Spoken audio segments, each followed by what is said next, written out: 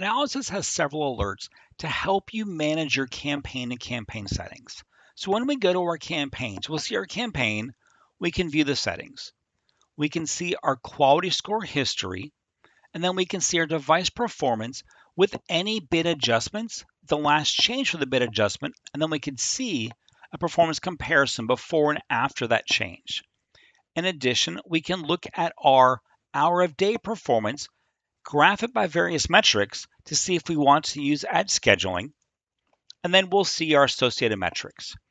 Now, when we go to our settings, we can filter by some of our pre-built filters, such as campaigns that run on both search and display, or underperforming search partners and user locations. You don't have to come and run this. If you have an issue, we'll show an alert in your audit settings.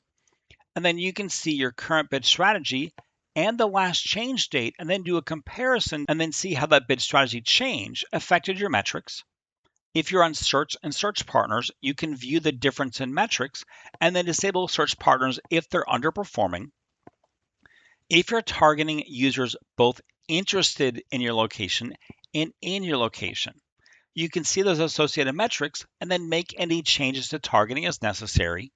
You'll see your ad rotation, and if it's a display campaign, you can easily manage your frequency capping. So when you want to see how your campaigns are performing at a high level, or dig into their more specific data, you can use the campaigns and settings screens to get a lot more information about how your campaigns are performing.